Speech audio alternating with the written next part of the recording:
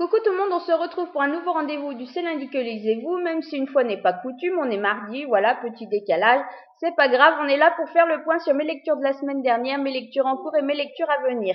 Alors j'ai un petit malade juste à côté, j'espère qu'il va pas trop interférer avec la vidéo, voilà, normalement il est grippé, donc il devrait pas être trop vif, mais s'il doit avoir un regain d'énergie ou quoi que ce soit, ça va forcément être à ce moment-là. Donc j'espère qu'il n'y aura pas trop de coupures de montage de la vidéo, sinon ça va être super désagréable, mais enfin bon. On va tenter de faire vite et efficace. Donc la semaine dernière, je vais vous laisser pour une fois, j'avais pas de lecture en cours, voilà. J'avais fini le Sarah Dessen le dimanche soir et j'avais énormément apprécié ma lecture. Mais j'avais envie de la savourer, voilà, de rester là-dessus et pas d'enchaîner comme c'est souvent le cas. Donc, par contre, j'étais sur le point de commencer le tome 2 des Highlanders de Karen Marie Moning, donc la rédemption du berserker. C'est chez J'ai lu dans la collection pour elle, voilà, en lecture commune avec mes copines comme d'habitude.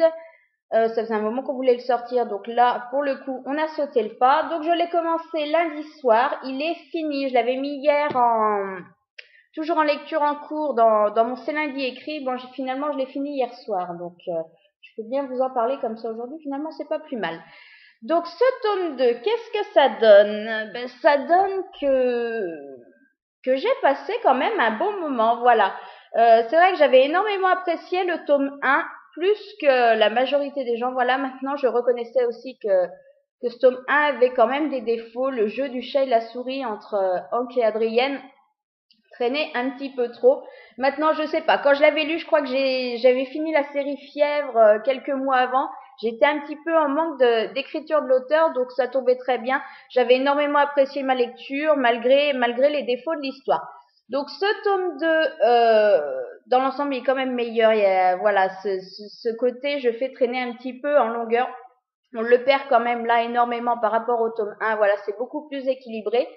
Maintenant, comme on l'a lu en lecture commune, on l'a coupé, voilà, il fait dans les 400 et quelques pages, on l'a coupé en 3 parties.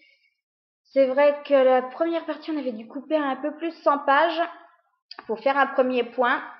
Les filles étaient très très emballées par ce début. J'ai peut-être été celle qui a été le moins emballée parce que c'était plaisant, mais que pour moi il manquait un petit truc. Voilà, ça se lisait, mais il manquait un petit côté addictif que je m'attendais à trouver. Par contre, la très bonne surprise, ça a été en fait que je me rende compte que Grimm, donc le personnage de ce tome 2, on le connaissait déjà puisqu'on l'a croisé dans le tome 1, c'est le meilleur ami donc de Hank. Et c'est vrai que j'avais pas percuté qu'en fait on suivait un personnage qu'on connaissait déjà. Donc ça a été super agréable, le fait de recroiser les personnages du tome 1. Ça a été un bonus aussi, c'est le genre de choses que j'apprécie totalement. Par contre, je sais pas, c'est dans la mise en place, les retrouvailles finalement entre Gillian et Grimm qui se sont pas vus depuis quelques années, je sais pas, je m'attendais peut-être à ce que ça vienne plus vite étant donné que c'était des personnages qui se connaissaient déjà, voilà. Et là, il a peut-être manqué à ce niveau-là quelque chose ou voilà. Donc j'étais quand même la moins emballée, même si ça se lisait très bien. Bon, finalement, ça s'est décanté une dizaine de pages plus tard. Donc j'ai vraiment passé un très bon moment. Voilà, ce que j'ai apprécié, c'est aussi la légende du berserker que pareil, j'avais croisé dans d'autres séries, dans d'autres livres ou quoi que ce soit, qui nous étaient expliqués plus ou moins, mais là, c'est vrai qu'on a beaucoup plus d'explications là-dessus. Voilà, on a la légende de base, on nous en parle beaucoup plus, donc ça, c'est vrai que ça a été un gros point positif pour moi. Ce que j'ai aimé aussi, c'est le fait que la romance trouve sa place, mais juste ce qu'il faut. Voilà, on nous fait pas le coup sur 410 pages, on concentre pas tout justement sur cette romance et au bout de 400 pages, donc 10 pages avant la fin, être toujours bloqué là-dessus. C'est vrai qu'au bout d'un moment, ça devient une évidence et là-dessus, l'auteur a géré puisque voilà, après il y a tout un tas d'événements qui va compliquer un petit peu tout ça, mais elle nous fait pas justement ce jeu du chat et de la souris qui s'est un peu trop éternisé dans le tome 1. Non, voilà, là, elle a rendu, je crois que c'est aux 2 tiers, c'est quand même assez joué, il y a plus tellement de suspense, et puis même, voilà, les personnages nous la jouent pas con, non, non, je te dis que je t'aime pas, alors je t'aime, mais voilà. Elle choisit en fait de se focaliser sur un autre aspect de l'histoire et moi j'ai énormément aimé ça. Voilà, j'ai trouvé que ça tombait au bon moment et puis que la fin de l'histoire était intéressante aussi, bien qu'on soit plus autant sur la romance, mais voilà, ça s'est super bien lu. Donc dans l'ensemble, j'ai passé un super bon moment et j'ai envie de découvrir le tome 3, mais par contre, je crois pas qu'on connaisse ce personnage, ou alors j'ai loupé un truc, ou alors lui aussi, il a pas le bon nom et puis j'arrive pas à le remettre en place. Voilà. Donc j'avais prévu de lire en parallèle le tome 4 de Psy Changeling, sauf que deux romances paranormales, je me suis dit que ça allait peut-être plus les desservir qu'autre chose, étant donné que si j'accrochais plus à l'une qu'à l'autre, forcément, mon ressenti de lecture allait pas forcément être aussi impartial qu'il aurait été, voilà, si je les avais lus séparément. Donc j'ai choisi de sortir à la place le tome 3 de Delirium, voilà, de Lauren Oliver, donc c'est chez Hachette dans leur collection Black Moon. Voilà, je l'avais dit la semaine dernière, il était arrivé, je voulais découvrir ce chapitre final, voir comment allait se clôturer la trilogie avec les événements de fin de tome 2. C'est juste pas possible de toute façon d'avoir le tome 3 et de le laisser traîner. Puis voilà, en même temps, voilà, ça faisait romance paranormale et jeunesse d'un autre côté, ça passait mieux comme ça. Que dire. J'ai déjà publié mon avis, donc ceux qui l'ont lu savent. Dans l'ensemble, j'ai pas passé un mauvais moment parce que l'écriture, elle est toujours aussi sympa, l'histoire se laisse lire et tout, oui. Maintenant, au niveau des attentes que j'avais, même si elles n'étaient pas énormes, j'ai pas trouvé malheureusement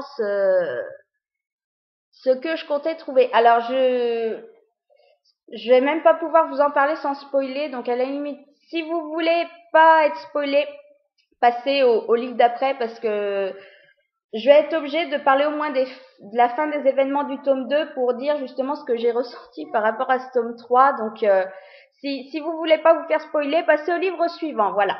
Si vous êtes encore là, c'est que vous l'avez lu ou que vous vous en foutez. Bon, enfin voilà, je vous ai prévenu au moins. Donc, oui, voilà, avec la fin des événements du tome 2, moi je m'attendais à une certaine amorce avec ce tome 3, ce qui n'a pas été le cas. Là, jusqu'à là, ça me dérange pas vraiment. C'est pas la première fois que l'auteur commence pas comme j'aurais commencé, mais enfin après tout, moi je suis pas auteur, donc. Mais ce qui m'a vraiment posé un souci et que j'appréhendais énormément, c'est le fait que je suis super fan des vraies fins, des fins claires, nettes, qui laissent pas de place à spéculation. Voilà, j'aime bien qu'un auteur fasse des choix, nous les impose, que ce soit pas à moi d'imaginer la fin de l'histoire. Voilà, je trouve que c'est un peu trop facile de nous laisser une fin ouverte et puis chacun il verra ce qu'il veut. Non, moi je veux que, voilà, même si c'est pas la fin que je veux avoir vraiment une fin et là malheureusement ça n'a pas été le cas. C'est une fin ouverte, même au niveau de l'aspect romance qui pour moi c'était juste obligatoire. Voilà, en plus là on est dans une dystopie où l'amour est au cœur de tout. Donc je pensais que même si à côté de ça nous laissait une fin assez ouverte sur d'autres événements, la moindre des choses c'était que la romance, voilà, les sentiments soient clairs, nets, qu'un choix soit fait à la fin du livre et c'est pas le cas. Voilà, c'est laissé complètement ouvert, chacun choisit sa fin et ça me convient pas. Avant ça, j'ai trouvé que certains événements qui auraient mérité d'être mis en avant, donc le personnage de Julian, par exemple, du tome 2, qui est quand même un personnage public qui a une importance, je pensais que ça allait avoir un impact sur ce tome 3, voilà. Je veux dire, le mec, il s'est quand même barré dans la nature, c'est pas n'importe qui, donc je pensais que au niveau de... Voilà, que ça serait un fait important qui serait soulevé, qui aurait une importance...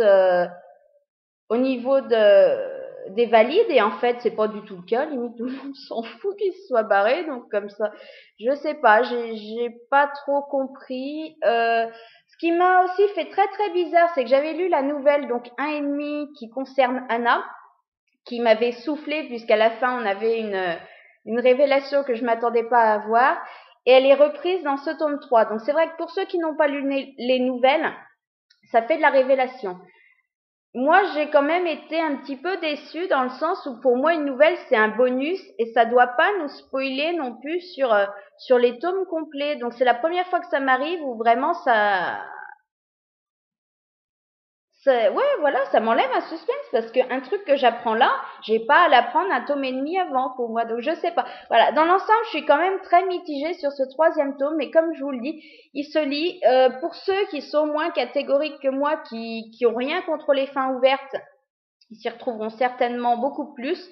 Mais voilà, dans l'ensemble, je m'attendais, voilà, sans avoir d'attente particulière au niveau de certains événements, ben, ce qui me paraissait logique de trouver là, je ne l'ai pas trouvé, donc je reste quand même assez mitigée sur ce troisième tome. C'est dommage parce que j'avais bien aimé vraiment les deux premiers, et là, le final ne me convient pas, mais tant pis. Voilà, série finie, au moins, c'en fait une, c'est pas souvent. Ensuite, donc j'ai enchaîné avec le tome 1 de Beautiful Dark de Jocelyn Davis, donc c'est chez Pocket Jeunesse et ça sortira le 20 juin prochain. Oui, jeunesse aussi là encore, mais ça me faisait envie. Voilà, j'avais vraiment envie de me faire une opinion sur ce livre parce que pour l'instant j'en ai vu du très bon, puis d'autres personnes qui ont moins accroché, donc je voulais vraiment me faire mon avis.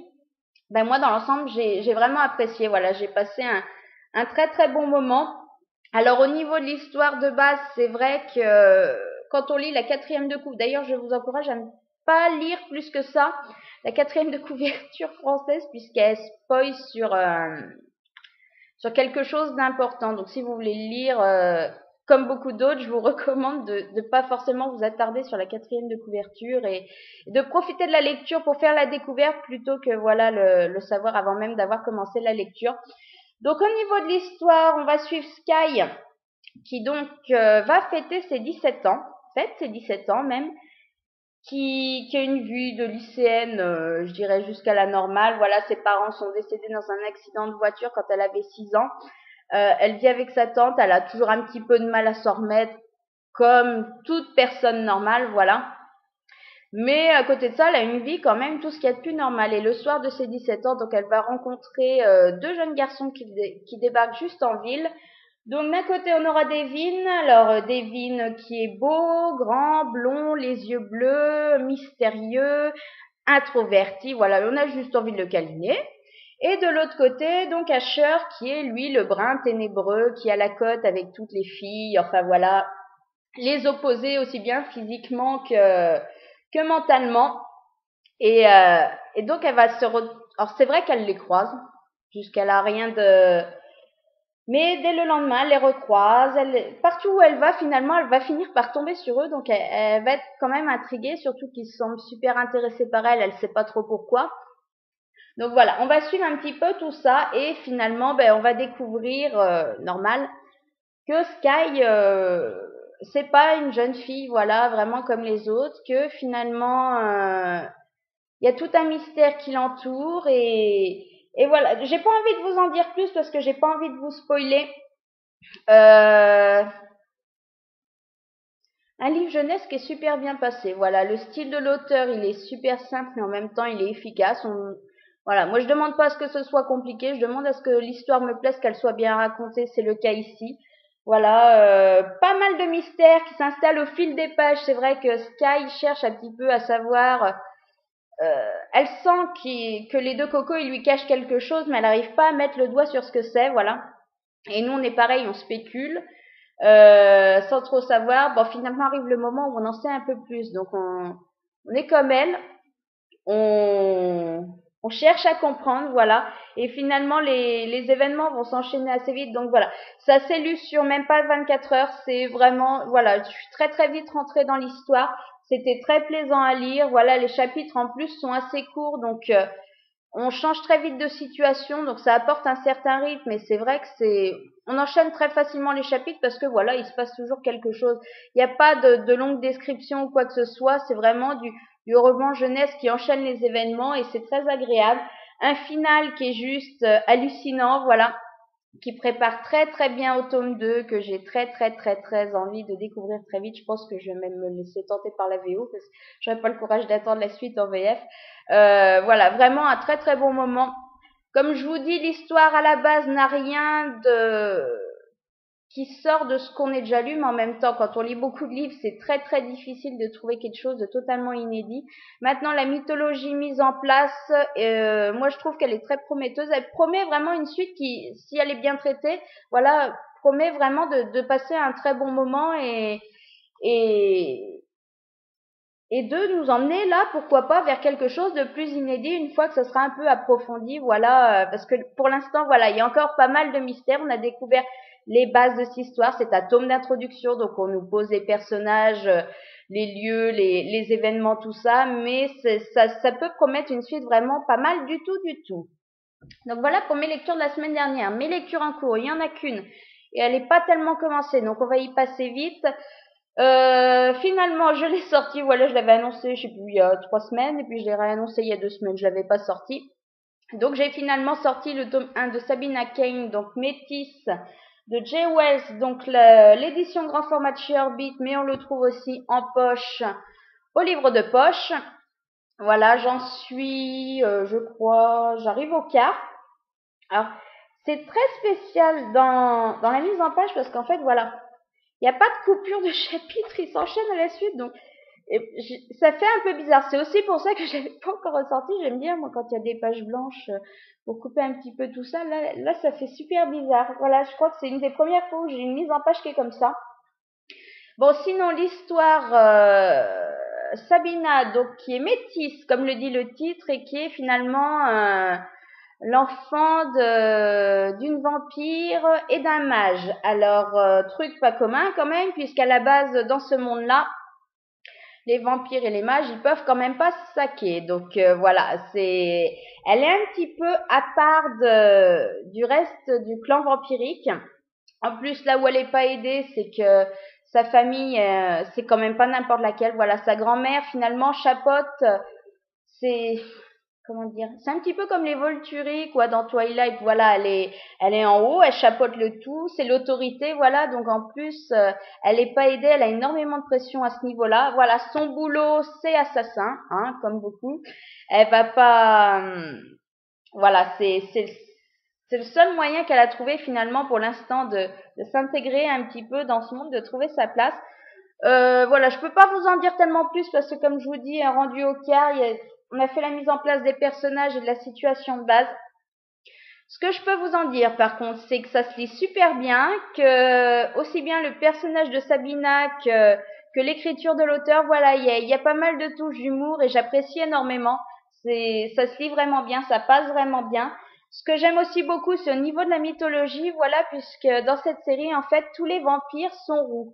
Alors, plus ils sont jeunes, plus ils sont roux clairs, plus ils sont vieux, plus leurs cheveux foncent. J'ai trouvé ça assez sympa, voilà, je suis pas encore tombée là-dessus. Donc c'est vrai que voilà, en plus la couverture est bien représentative justement du personnage qu'on trouve dedans.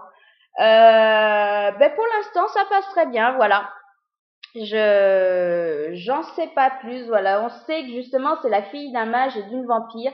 Maintenant, pourquoi, comment, savoir un petit peu tout ça, tout son passé, toutes ses origines, j'en sais pas plus encore à l'heure actuelle. Voilà, elle s'embarque dans une mission un petit peu compliquée. Donc voilà, on en reparle lundi prochain parce que je peux pas vous en dire plus, sauf que pour l'instant, ça passe très très bien. Mes lectures à venir, alors c'est là que ça se complique. Je n'ai pas sorti, donc la semaine dernière, comme je l'avais prévu, Psy Changeling, je l'ai toujours pas sorti. Je pense que je vais le sortir justement en fin de semaine. Voilà, j'attendais d'avoir fini le tome 2 des Highlander. Pourquoi pas faire la chronique tant qu'à faire cette semaine et justement de passer quelques petites autres lectures qui me changeront un peu de la romance paranormale pour commencer celui-ci. Mais je pense que je le commence dans le week-end, que j'ai vraiment envie de découvrir ce que ça va donner. Ce que je compte sortir ensuite, après Sabina, donc, j'ai fait du ménage dans mes étagères. Enfin, pas du ménage, mais du rangement. J'ai regroupé par collection. Finalement, j'ai trouvé plein de livres qui me faisaient envie, qui étaient rendus un petit peu derrière. Donc, j'ai très envie de découvrir depuis très, très, très, très longtemps ce qu'ils n'ont pas pu nous prendre. Donc, de Ruta Sepetys, c'est chez Gallimard dans la collection Scripto. Voilà, j'ai vraiment... Il me tentait énormément, ça a l'air plein d'émotions. Et là, justement, je me dis pourquoi pas, parce que j'ai enchaîné, voilà, la semaine dernière, du jeunesse, de la beat-lit en ce moment, voilà, de la romance paranormale. Donc, pourquoi pas, justement, un peu un peu d'émotion, je pense que ça me ferait beaucoup de bien et que ça changerait vraiment de voilà, de genre, parce que comme ça j'apprécie d'autant plus pour retrouver en plus Psy par derrière, je pense que j'ai beaucoup plus apprécié. Et j'ai aussi plein d'autres choses qui me font vivre. Je sais que j'en lirai un. Je sais pas du tout lequel, mais voilà, j'ai regroupé tous les macadam qui me restaient à lire et puis sur les 7-8, il y en a 3 qui me font énormément envie. Donc il y a Infernité que je veux lire depuis X temps, surtout qu'en plus le tome 2 va pas tarder à sortir. Donc je vais peut-être le sortir cette semaine. Sirly que j'ai reçu la semaine dernière. Merci à Moody d'ailleurs.